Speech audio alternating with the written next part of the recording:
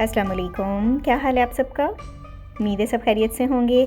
आज की वीडियो में मैं आपसे अपनी रमज़ान की जो डेकोरेशन है वो शेयर करूँगी।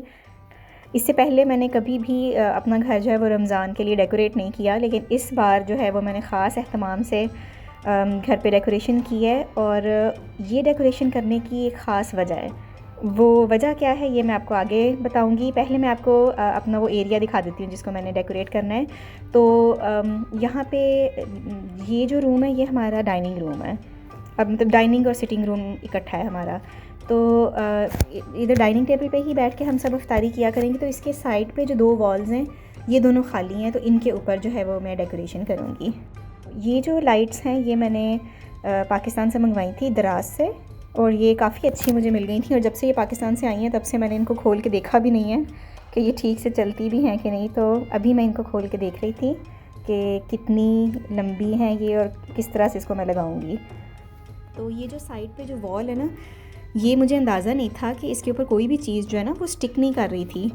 तो जैसे मैं डबल साइडेड टेप के साथ भी मैंने ट्राई किया तो बार बार जो लाइट्स थी वो नीचे गिर जाती थी।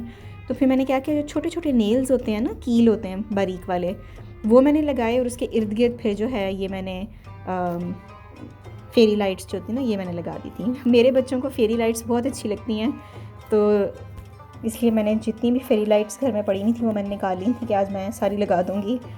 तो ये जो मून स्टार वाली है इसके ऊपर फिर मैंने साथ में बारीक वाली भी एक लगाई थी ताकि थोड़ा सा ना ये ऊपर से जो खाली खाली लग रहा है वो ठीक लगे। उसके बाद मैंने एक जो रमज़ान बैनर होता है वो भी ऑर्डर किया था, लेकिन वो मेरा टाइम पे आया नहीं। तो मेरी भांजी ने कहा कि खाला मैं आपको ये बना देती हूँ खुद। तो उसने ख़ुद पेपर से कटिंग करके तो मुझे ये बना के भेजा है बैनर। इसको भी मैं जो फेरी लाइट्स हैं इनके ऊपर लगा दूँगी। बच्चे जो हैं वो बहुत एक्साइटेड हुए थे रमज़ान की वजह से, क्योंकि काफ़ी दिनों से घर में ये डिस्कशन चल रही थी कि अब रमज़ान आएगा तो हम ये करेंगे, हम वो करेंगे, घर सजाएंगे। तो आज बच्चे जो है ना वो बहुत ज़्यादा ही एक्साइटेड हुए थे। तो मेरी बेटी जो है वो मेरी हेल्प कर रही है साथ में टेबल कवर वगैरह चेंज करने में और सारी चीज़ें जो है वो साथ डेकोरेट करने में। असल में बच्चे जो हैं वो अब स्कूल्स में जाते हैं, तो यहाँ पे यूके में बहुत स्कूल्स में मल्टी कल्चरल है सब। तो हर तरह के मज़हब के लोग जो है ना वो बच्चे साथ पढ़ते हैं। जैसे इंडियन बच्चे भी हैं, हिंदू और ईसाई बच्चे भी हैं साथ में। तो जैसे जब दिवाली आती है तो वो स्कूल में इस तरह की बातें होती हैं। और फिर जब जैसे हैलोवीन आई है, यहाँ पे घर डेकोरेट किए हैं लोगों ने, या फिर क्रिसमस आई है तो लोग घर डेकोरेट करते थे। तो मेरे बच्चे हमेशा स्कूल से आके मुझे पूछते थे कि मामा हम क्यों नहीं कर सकते, हम कब डेकोरेट करेंगे, या हमारा कोई फेस्टिवल ऐसा नहीं है जिस पे हम भी कुछ कर सकें। तो जब आप पाकिस्तान से दूर होते हो ना, ऐसे मुल्कों में जहाँ पे आपका अपना माहौल नहीं होता, पाकिस्तान में अगर आप एक्स्ट्रा कोई डेकोरेशन वगैरह कोई घर में इस तरह का माहौल ना भी रखें तो स्कूल्स में हर जगह जब आप बाहर निकलते हो तो हर किसी ने रोज़ा रखा होता है, सबको पता है कि रमज़ान है। तो वो ऑटोमेटिकली बहुत सारी चीज़ें ऐसी हैं जिससे बच्चों की तरबियत हो जाती है। यहाँ पे हमें हर चीज़ बच्चों को ख़ुद बतानी पड़ती है कि ये रमज़ान है, ये हमारा फेस्टिवल है, हम रमज़ान क्यों मनाते हैं, ईद क्यों मनाते हैं। और जब जैसे हैलोवीन आती है, क्रिसमस आती है, तो हमें मेरी कोशिश होती है कि बच्चों को घर में कोई भी एक्स्ट्रा डेकोरेशंस वगैरह या इस तरह की इनकी जो पार्टीज़ होती हैं उनमें हिस्सा ना लेने दूँ, क्योंकि ये छोटी छोटी चीज़ें होती हैं तरबियत की। अगर हम इसको इसी स्टेज पे इग्नोर कर दें तो बच्चे जो हैं वो दूसरी चीज़ों से बहुत जल्दी इम्प्रेस हो जाते हैं। तो अपने मज़हब से, अपने कल्चर से, अपनी चीज़ों से जोड़ के रखने के लिए यहाँ पे एक एक्स्ट्रा एफ़र्ट करनी पड़ती है। तो मैंने बच्चों को यही कहा हुआ था कि जब हमारा रमज़ान आएगा तो हम मुसलमान हैं, हम रमज़ान को अच्छे तरीके से सेलिब्रेट करेंगे और घर भी डेकोरेट करेंगे। और इस तरह से पहले से इनसे काफ़ी बच्चों से इस बारे में बात की हुई थी मैंने। तो इस वजह से बच्चे जो हैं वो रमज़ान के लिए कुछ ज़्यादा ही एक्साइटेड थे। आप में से जो माएँ यहाँ यूके में रहती हैं वो मुझसे ज़रूर इस बारे में कमेंट में लिख के बताइएगा कि आपके बच्चे भी ऐसे सवाल करते हैं। क्योंकि जब दिवाली आई है और पटाखे वगैरह बजे हैं और लोगों ने घर डेकोरेट किए हैं तो मेरे बच्चों को बहुत शौक़ था कि हमने भी घर डेकोरेट करना है। और किचन में भी इस दफ़ा मैंने थोड़ी सी चेंजेस की थी। जो डीप क्लीनिंग वगैरह मैंने की है वो तो मैंने नहीं दिखाई, क्योंकि वो पिछले साल भी मैंने सारी चीज़ें, जैसे जो स्टोव है और बैक स्प्लैश वगैरह जो इस तरह मैं साफ़ करती हूँ, फ्रीज़र कैसे मैं साफ़ करती हूँ, ये सारी चीज़ें मैं पहले दिखा चुकी हूँ। तो इस वजह से वही चीज़ें बार बार रिपीट जो है वो अच्छा नहीं लगता वीडियो में।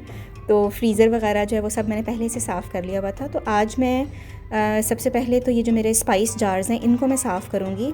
और इसको साफ़ करने के लिए बहुत ही आसान टिप है कि जो एक बाउल लें, उसके अंदर आप पानी डालें और उसके अंदर लेमन के एक जैसे बड़ा लेमन जो है वो मैंने निचोड़ दिया और उसका छिलका भी साथ ही डाल दिया है। इसको मैं तकरीबन 30 सेकंड्स के लिए माइक्रोवेव करूँगी। इससे क्या होगा कि माइक्रोवेव जो है ना उसमें भी जितनी चिकनाई है वो सारी मेल्ट हो जाएगी। और उसके बाद इस प्याले को निकाल के इसके अंदर मैं थोड़ा सा डिश वॉशिंग लिक्विड डालूँगी और ये जो स्पाइस जार्स हैं ना इसको मैं अच्छी तरह से साफ़ कर लूँगी इस पानी के साथ। और ये स्पाइस जार्स असल में बिल्कुल चूल्हे के पास पड़े हुए हैं, तो इस वजह से बहुत ज़्यादा इसके ऊपर चिकनाई जम जाती है, तो मुझे 1-2 महीनों के बाद इसको लाजमी साफ़ करना पड़ता है। इसको साफ़ करने के लिए माइक्रो फाइबर क्लॉथ जो होता है ना वो बहुत अच्छा रहता है। उससे ये कि अच्छे तरीके से रगड़ के साफ़ भी हो जाता है और शाइन भी आ जाती है। तो मैं सारे स्पाइस जार जो है इस तरह से इनको क्लीन कर दूँगी। इन स्पाइस जार्स के साथ ही बिल्कुल कॉर्नर पे ना किचन में एक जो इसके ऊपर जो मार्बल शीट लगी हुई वो पूरी तरह से नहीं लगी हुई, तो यहाँ पे ना एक जैसे सुराख सा बनता है, जगह जैसे खाली है और इसके ऊपर स्टील का जैसे कवर सा लगा हुआ है, तो वो मुझे अच्छा नहीं लगता। इसलिए इसको कवर करने के लिए मैंने इसके ऊपर एक ट्रे रखी है और फिर इसके ऊपर अपना बिस्किट्स का जार रखूँगी, चाट मसाला वगैरह ऐसी चीज़ें जो रमज़ान में ज़्यादा यूज़ होंगी और कुछ कैंडल्स वगैरह रख के इसको मैंने कवर किया है ताकि थोड़ा अच्छा लगे देखने में।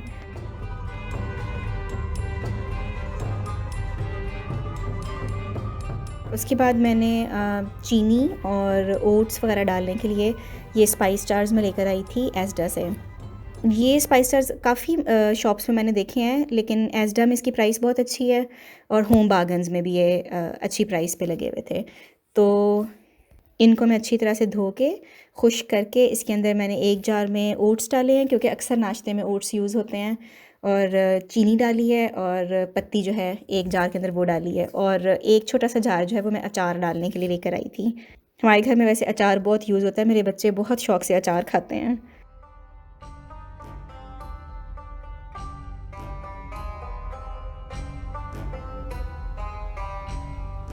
ऐसे मेरे पास ये एक नाइफ़ सेट रखा हुआ था, ये मैंने जर्मनी से लिया था, और जब शिफ्टिंग वगैरह हुई है तो उसके बाद फिर जैसे मैंने इसको अनपैक करके ना तो अपने कैबिनेट में पीछे करके रख दिया, तो मेरे बिल्कुल जहन से ही निकल गया कि मेरे पास ये नाइफ़ सेट भी पड़ा हुआ है। तो अब क्योंकि मेरी सारी नाइफ़्स जो है तकरीबन ख़राब हो गई थी, तो अभी मैं नए लेने का सोच रही थी, तो मुझे ये नज़र आया कि ये तो मेरे पास पड़ा हुआ है पहले से, तो ये भी आज जो है इसको मैं निकाल के फ़ाइनली यूज़ करूँगी। पता नहीं कितने अरसे से ये मेरे पास पड़ा हुआ है। कई बार ऐसे होता है ना कि आपके पास कोई चीज़ पड़ी होती है और वो फिर आपके ज़हन से निकल जाती है, तो इसका भी बेचारे का कुछ ऐसा ही हाल हुआ है। अच्छा, किचन सारा क्लीन करने के बाद, सेटिंग करने के बाद मुझे ऐसे लग रहा था जैसे ना खाली खाली सा है, तो थोड़ा सा मैंने इसके अंदर ग्रीनरी ऐड करने के लिए ये एक ट्वाइन मेरे पास पड़ी हुई थी आर्टिफिशियल, ये मैंने थोड़ी सी छोटी सी इसके ऊपर लगाई है स्पाइस कैबिनेट्स के ऊपर, थोड़ी सी रौनक डालने के लिए किचन में। और फाइनली हुड के ऊपर मैंने किचन हुड जो है उसके ऊपर थोड़ी सी फेरी लाइट्स लगाई थी, क्योंकि फेरी लाइट्स हमें बहुत अच्छी लगती है। तो बस ये हमारी जो डेकोरेशन है रमज़ान की वो सारी पूरी हो गई है। अब मैं आपको फ़ाइनल लुक दिखाती हूँ।